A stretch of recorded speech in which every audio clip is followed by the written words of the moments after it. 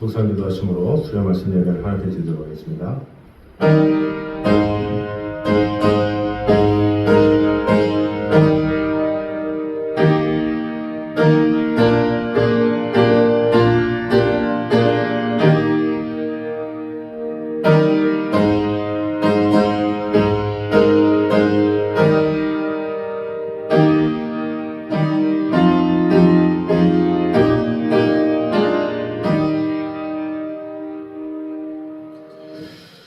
만군의 여호와라 일컫는 왕이 이와 같이 말씀하시되 내가 그 고관들과 지혜 있는 자들과 도백들과 태수들과 용사들을 취하게 하리니 그들이 영원히 잠들어 깨어나지 못하리라.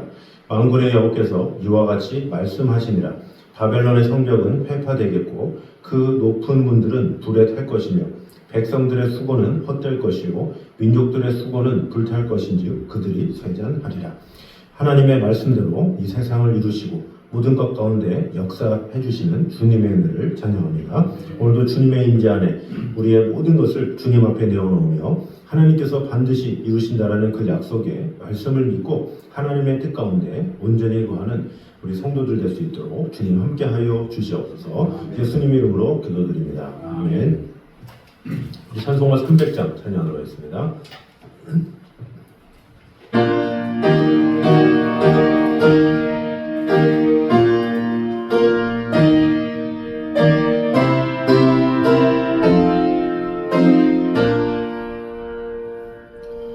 내 맘이 낙심되며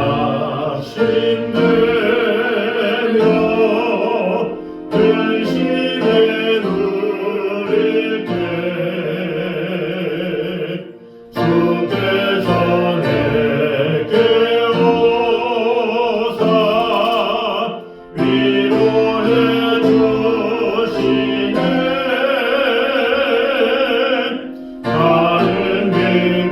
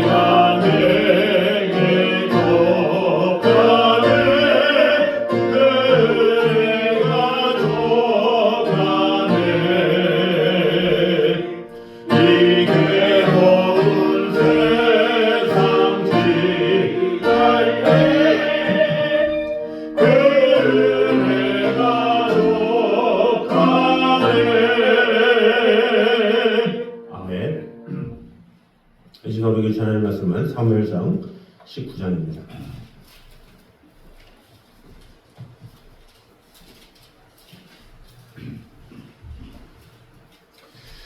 사무엘상 19장 18절에서 24절까지 말씀입니다.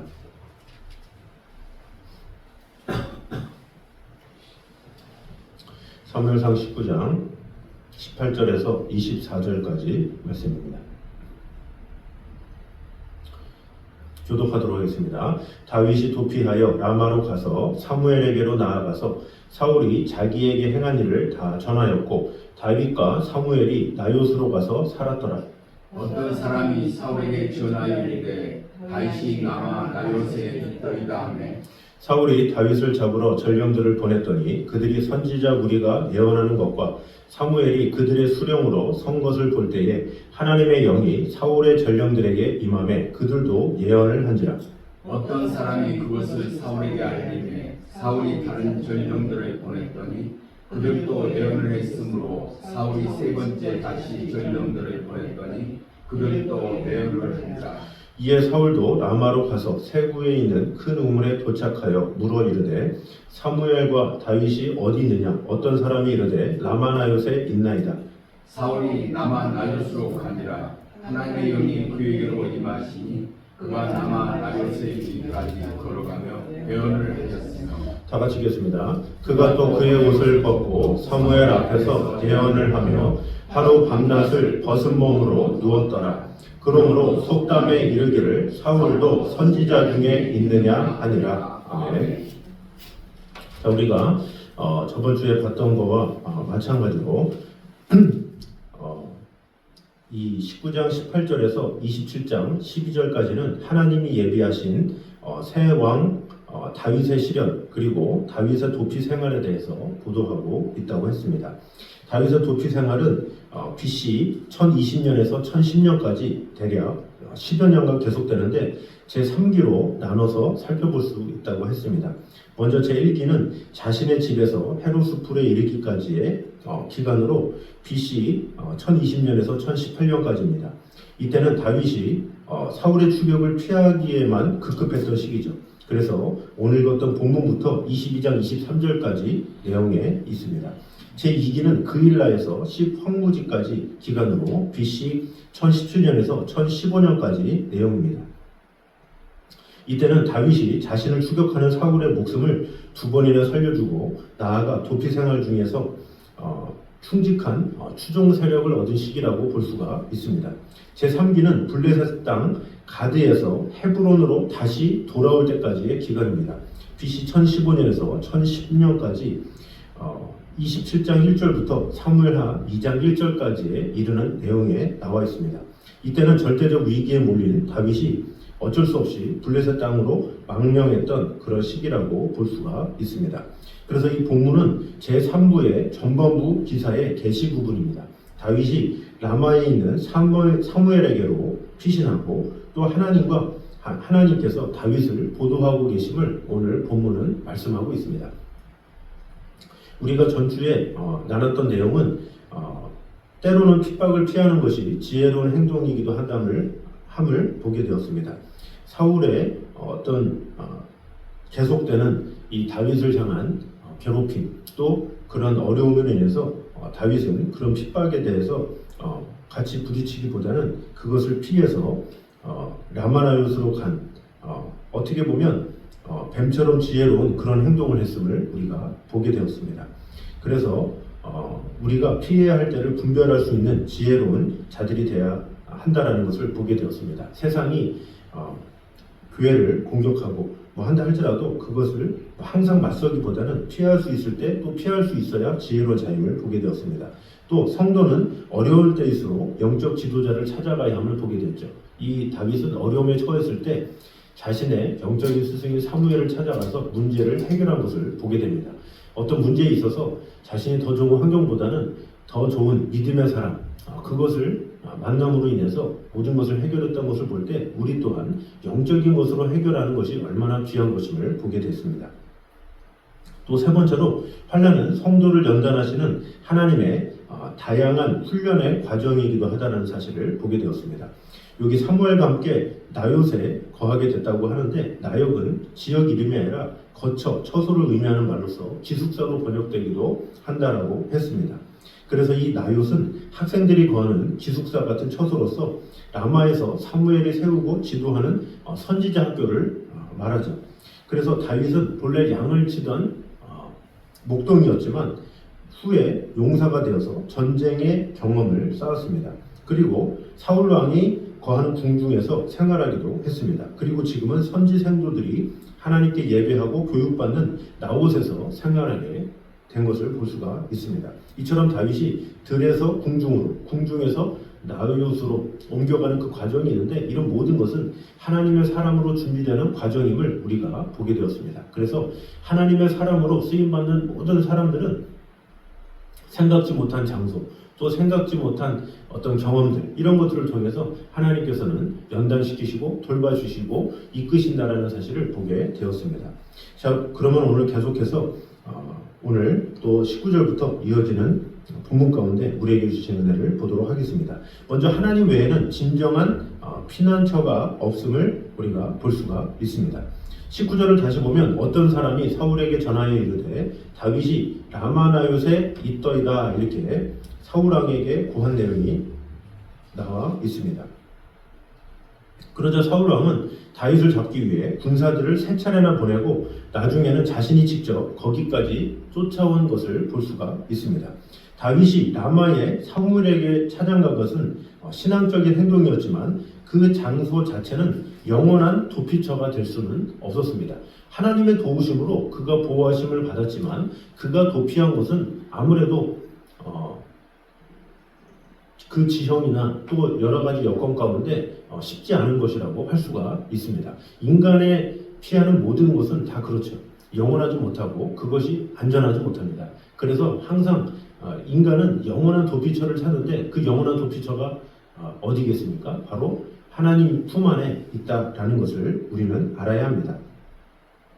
아무리 하나님의 사람인 사무엘이라 할지라도 다윗을 완전하게 보호할 수가 없죠. 결국에는 하나님께서 보호해 주셔야, 하나님께서 은혜 주셔야 다윗이 안전할 수 있는 것이지, 아무리 사무엘이 사울한테 호통을 친들 무슨 일을 벌인들 하나님께서 역사하시지 않으면 아무런 소용이 없다라는 것입니다. 그러므로 우리가 생각해야 할 것은 피난처는 장소의 문제가 아니라 하나님께 대한 성도의 신앙의 문제다라는 것을 알아야 합니다. 사람들은 환난을 피해서 이리저리 피할 곳을 찾는 경우가 많습니다. 그러나 믿음이 없으면 세상 어디에 가도 진정한 평안을 누릴 수가 없습니다. 외적인 환난은 인간적인 방법으로 피할 수가 없죠. 또 피한다 할지라도 심령에 찾아오는 영혼의 환난은 하나님께 대한 믿음 없이는 피할 수 없기 때문입니다. 즉 믿음이 영혼의 피난처가 되는 것이죠. 그래서 피난처가 없는 영혼은 어디를 가도 지옥일 수밖에 없죠. 그래서 사람들은 어디에 가면 편하겠다, 누구를 만나면 좋겠다 이렇게 하지만 자신의 마음이 편하지 않으면 아무런 소용이 없고 그 마음을 하나님께서 붙잡아 주셔야 진정한 평안과 기쁨과 은총이 있는 것이지, 하나님께서 잡아주시지 않으면 내가 누구를 만난들 어디 거처에 숨는들 아무런 소용이 없다라는 것이죠. 피난처가 되시는 하나님을 찬송하는 이 찬송가가 있습니다. 시편 46편을 배경으로 한 찬송가죠. 피난처 있으니라는 찬송가인데 가사가 이렇게 되어 있습니다. 피난처 있으니 환난을 당한 자 이리 오라. 땅들이 변하고 물결이 일어나 산 위에 넘치되 두렵잖네. 이방이 떠들고 나라들 모여서 진동하나 우리 주 목소리 한번 바라시면 천하의 모든 것 망하겠네. 만유주 여호와 우리를 도우니 피난처요. 세상의 난리를 그치게 하시니 세상의 창검이 쓸데없네. 높으신 여호와 우리를 구하니 할렐루야. 괴로움이 심하고 환난이 극하나 피난처 있으니 여호와여, 이렇게 고백을 하는 찬양이죠. 여기서 뭐라고 말합니까? 1절에 보니까 피난처 있으니 환난을 당한 자 이리 오라, 이렇게 이야기를 하고 있죠. 하나님께로 오라라는 거죠. 환난을 당한 자 하나님께 가면 어떻게 된다고 합니까? 땅들이 변하고 물결이 일어나 산 위에 넘치되 두렵잖네. 세상에 땅들이 변하고 물결이 넘치면 어떻게 됩니까? 사람은 그 천재지변 앞에서 죽을 수밖에 없죠. 그러나 피난처이신 주님께 있기 때문에 땅들이 넘친다 할지라도 바다가 흉흉한다 할지라도 두렵지 않다라는 거죠. 2절을 보면 이방이 떠들고 나라들 모여서 진동하나 우리 주 목소리 한 번 발하시면 천하의 모든 것 망하겠네 이렇게 얘기를 하고 있죠. 세상에 많은 왕들이 모여서 그 나라를 정복하겠다, 뭐 세상에 내가 왕이 되어서 군림하겠다, 아무리 권세 있는 자가 큰 소리를 친다 할지라도, 아무리 대군을 가지고 몰고 온다 할지라도 뭐라고 말합니까? 우리 주 목소리 한 번 발하시면 천하의 모든 것 다 망하겠네 이렇게 말을 하고 있죠. 주님께서 한마디만 하시면 모두 멸망할 수밖에 없죠. 출애굽에서 그 바로왕이 그랬죠. 아무리 그가 천하의 왕이었고 자신이 태양신의 아들이라고 불리는 자였지만 결국에는 이 하나님의 심판 앞에서 10가지 재앙을 이기지 못하고 나중에는 홍해 앞에서 죽을 수밖에 없는 그런 상황에 처할 수밖에 없었다라는 것입니다. 3절을 보면 만유주 여호와 우리를 도우니 피난처 세상의 난리를 그치게 하시니 세상의 창검이 쓸데없네 이렇게 말을 하고 있죠. 세상의 난리, 세상의 모든 것 다 하나님만이 그칠 수 있다라는 찬양이죠. 4절에 높으신 여호와 우리를 구하니 할렐루야 괴로움이 심하고 환난이 극하나 피난처 있으니 여호와여 이렇게 이야기를 하고 있죠. 괴로움이 심하고 환난이 극하고 이 세상에서 어떠한 해답이 없다 할지라도 피난처이신 하나님께만 가면 모든 것이 해결됩니다. 이렇게 고백을 하고 있는 것입니다. 그러므로 우리 또한 땅들이 변하고 물결이 일어나도 피난처 있다라는 믿음이 있으면 우리는 두려워할 수 없다라는 것입니다. 주님이 나와 함께 하시면 우리는 감사해야 되고 하나님이 내 편임을 늘 귀하게 여기며 내가 어느 곳에 있든지 주 하나님이 나와 함께 하심을 믿는 자는 변함이 없고 흔들림이 없고 요담함이 없지만 내가 어디로 가든지 하나님이 함께 하시지 않으면 늘 불안함과 걱정과 근심 가운데 살아갈 수밖에 없다라는 것입니다. 그러므로 우리가 환난이 극하다 할지라도 하나님을 자기의 피난처로 삼는 자는 안연히 구할 것이다 이렇게 시편에서 말씀하고 있는데 이 세상에서 이보다 더 큰 복이 어디 있겠습니까? 우리가 어디로 가든지 어느 곳에 기대든지 이 세상에 만족을 줄 수 있는 것은 주 하나님의 품뿐이라는 것을 꼭 기억함으로 말미암아 오직 피난처 되시는 여호와께만 가야 완전한 해방이 있고 완전한 안전이 있고 완전한 축복이 있다는 것을 꼭 기억함으로 오늘도 주님 안에 참된 안정과 화평을 누리는 저녁 되시기를 주님의 이름으로 축원합니다. 아멘. 두 번째는 하나님은 위기에 처한 성도를 위해 특별한 방법으로 개입하심을 볼 수가 있습니다. 오늘 읽었던 20절과 21, 22, 23절을 보면 다윗을 잡으러 온 사자들과 사울에게 하나님이 신이 임하여서 그들이 예언을 했음을 보도하고 있습니다. 23절을 보면 사울이 라마나요스로 가니라 하나님의 영이 그에게도 임하니 그가 라마나요스에 이르기까지 걸어가며 예언을 하였으며 그가 또 그의 옷을 벗고 사무엘 앞에서 예언을 하며 하루 밤낮을 벗은 몸으로 누웠더라 이렇게 기록을 하고 있습니다. 이 사건은 성경에 기록된 것 중에서 하나님의 신이 가장 신비스럽고 재미있게 개입하신 사건이라고 할 수가 있습니다. 사울과 그의 사자들의 예언 경험은 자발적인 것이 아니라 하나님의 영에 의해서 그들의 정신과 몸이 완전히 통제되었다라는 것을 알 수가 있습니다. 쉽게 말해서 은혜로운 예배 분위기 가운데 동화되어서 잠시 동안 자기들의 악한 임무를 망각하게 될 정도가 되었다라는 것이죠. 지금 다윗을 쫓아가고 있는데 갑자기 예배자로서 하나님께서 변화시킨 것을 볼 수가 있습니다. 몸도 다 빨개벗기면서 그들을 하나님을 예배하는 자로 세우신 것이죠. 그랬더니 24절 마지막에 그러므로 속담에 이르기를 사울도 선지자 중에 있느냐 이렇게 기록을 하고 있죠. 이처럼 하나님의 신이 그들에게 임한 것은 그들에게 은혜를 주시기 위해서가 아니라 그들의 목적을 망각하게 함으로써 다윗을 보호하려는데 목적이 있다라는 거죠. 어떻게 보면 사울에게 은혜를 주려고, 사울에게 축복을 주려고, 사울에게 하나님의 임재를 경험하게 하려고 이것이 아니라 온전히 다윗을 보호하려는 하나님의 크신 뜻이 있기 때문에 사울을 도구 삼았다라는 것을 볼 수가 있습니다. 여기서 볼 수 있듯이 때로 하나님께서는 기이하고 특별한 방법으로 성도의 삶에 개입하시는 것을 볼 수가 있습니다. 일반적인 경우에 하나님은 사람을 보내시거나 또 환경의 변화를 통해서 성도를 세우는 경우가 많이 있죠. 또한 성도의 믿음을 강화시켜서 그 어려움을 극복하게 하실 수도 있습니다. 그러나 정말 위급한 때에는 본문의 경우처럼 특별한 방법으로 개입하시기도 하는 것을 볼 수가 있습니다. 한국 전쟁 당시에 어떤 목사님이 겪은 이야기가 있습니다. 공산군이 어느 지역의 길목에서 사람들의 신문을 검문하면서 그가 하나님의 사람이다라는 신분이 드러나면 이 총살까지 하는 그런 무서운 상황에 처했다고 합니다. 그런데 이 목사님이 그 검문소를 지나가면서 자신이 목사라고 하면 죽임을 당할 텐데, 그러나 그렇다고 거짓말을 할 수도 없고 그랬는데 거기서 당신의 직업이 뭡니까? 그랬더니 목사요 그랬다고 하죠. 그랬더니 목수는 빨리 가서 일이나 하시지 여기 왜 있습니까? 하면서 보내줬다고 합니다.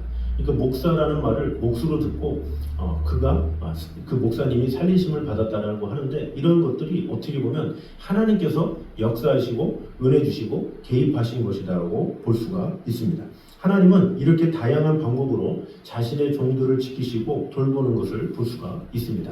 인간적인 생각으로 도저히 알 수도 없고 인간적인 생각으로 아무리 계획을 해도 할 수 없는 것을 하나님께서는 행하시고 은혜 주시고 함께 하신다는 것을 우리는 믿어야 합니다. 그러므로 우리는 어려움에 처했을 때에 그것을 극복하기 위해서 노력할 뿐만 아니라 하나님이 역사하시면 순식간에 상황이 역전될 수 있다는 믿음, 그것이 우리에게 필요하다라는 것입니다. 하나님이 언제 어떻게 역사하셔서 우리를 도우실까 하는 설레는 기대감을 가지고 살아가는 것, 그것이 필요하죠. 오늘도 하나님의 임재가 필요합니다. 하나님의 은혜가 필요합니다. 하나님의 사랑이 필요하고 하나님의 간섭하심이 필요합니다. 이럴 때 하나님께서는 생각지 못한 방법으로 여러 가지 환경을 통해서 또 어떤 사람을 통해서 어떤 영향력을 통해서 하나님께서는 우리 믿는 성도들을 도와주신다라는 것을 우리는 분명히 알아야 합니다. 그러므로 특별한 방법으로 늘 도우시는 하나님의 역사가 우리의 삶에도 가득 임하게 됨으로 말미암아 우리와 언제나 함께 하시는 여호와 일의 하나님을 매 순간마다 경험하며 나아가는 저와 여러분 되시기를 주님의 이름으로 축원합니다. 마지막 세 번째로 성도의 인생은 감격적인 역전의 드라마임을 볼 수가 있습니다.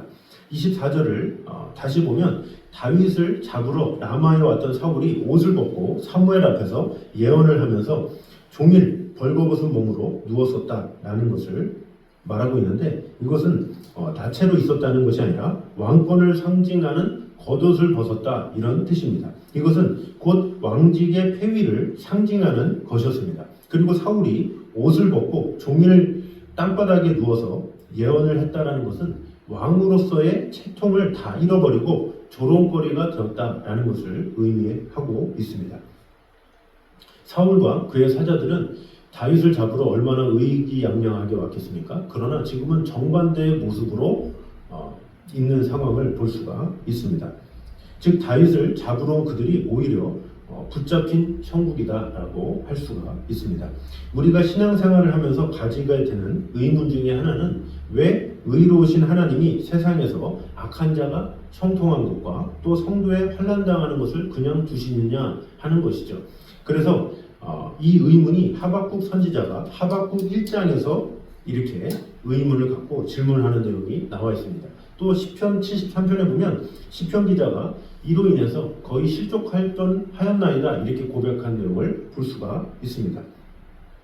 성도는 종일 재앙을 당하고 고통을 당하는데 왜 악인은 죽는 때에도 고통이 없고 그 심히 건강하고 고난도 재앙도 없는 것처럼 보이느냐라는 거죠. 그러나 시편 73편의 그 마지막에 이 저자가 뭐라 그럽니까? 그러나 내가 하나님의 음부에 거할 때에야 내가 깨달았나이다 이렇게 말을 하고 있죠. 이 전에는 몰랐는데 나중에 하나님께서 일하셨음을 내가 알게 됐습니다 하면서 오히려 하나님을 찬양하면서 마무리하는 내용이 나와 있습니다.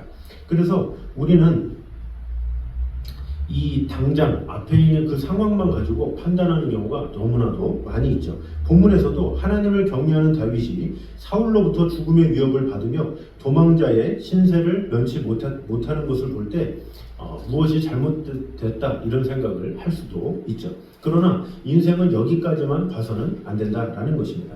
하나님께서 의인을 어떻게 구원하시고 또 악인을 어떻게 졸지에 낮추시는지는 곧 알게 되죠. 지금 이 24절의 결론을 통해서도 알 수 있고 또 시간이 지나면서 사울은 기세등등하지만 나중에는 어떻게 됩니까? 사무엘상 이 30장에 보면 아주 처절하게 죽임을 당하는 사울의 모습을 볼 수가 있죠. 이 하나님의 일들은 지금 당장에 나타내는 것이 아니죠. 그러나 우리 인간은 왜 지금 당장 나타나지 않습니까? 왜 지금 당장 나를 보여주지 않습니까? 이런 하소연을 할 때가 있다라는 거죠. 그러나 진정한 믿음의 사람은 그 이유를 볼 수 있는 하나님의 역사심을 볼 수 있는 바라보는 그런 성도가 되어야 한다라는 것이죠. 우리가 드라마를 볼 때 드라마나 영화나 보면 어떻습니까? 처음에 악인들이 잘 되죠. 악인들이 하는 것은 무조건 잘 되는 것 같고 성공하는 것 같고, 그러나 그 결말은 항상 어떻게 됩니까? 악인은 멸망한다라는 거죠. 이 하나님의 나라와 또 하나님의 뜻이 바로 그렇다라는 거죠. 악인들은 겉으로 보기에는 활개치고 열심히 되는 무엇인가 하면은 다 되는 것 같고 하지만, 그러나 결론적으로 하나님께서는 반드시 심판하시고 반드시 보응하신 분이다라는 것을 우리는 알아야 합니다. 그러므로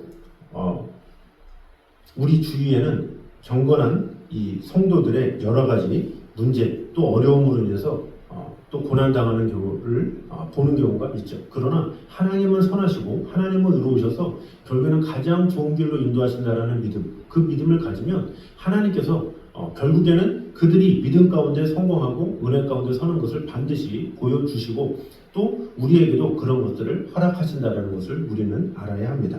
그러므로 우리는 지금 나타나는 현상만을 가지고 불평하거나 또 걱정하거나 근심하거나 하나님을 원망하는 것이 아니라 오히려 하나님께서 이루실 일들을 바라보면서 하나님께서 주실 축복을 헤아리며 나아가는 것, 그것이 진정한 성도의 모습이라고 할 수가 있습니다. 그러므로 고린도서 4장 17절 말씀처럼 우리의 잠시 받는 환난에 경한 것이 지극히 크고 영원한 영광에 중한 것을 우리에게 이루게 함이니, 이렇게 말씀하고 있습니다.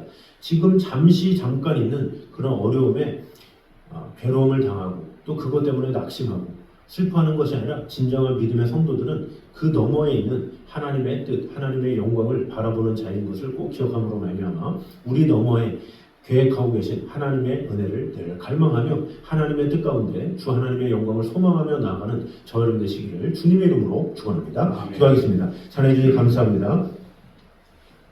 우리도 목숨을 노리는 악한 자의 추격을 받는 것과 같은 극악한 위기에 처할 때가 많습니다. 그러나 하나님은 결코 악한 자가 자기 백성을 해하도록 허락하지 않는다는 것을 오늘 보게 되었습니다.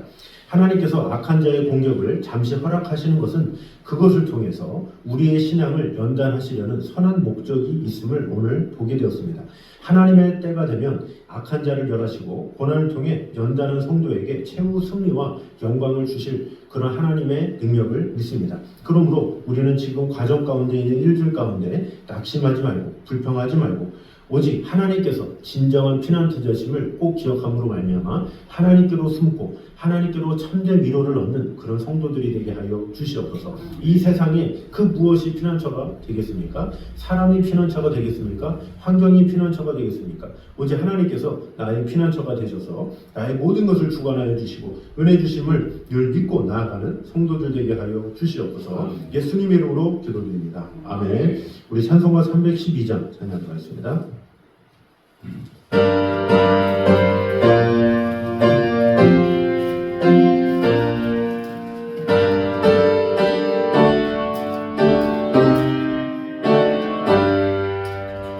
너 하나님께 이끌리어 이 평생 수만 바라며 너 어려울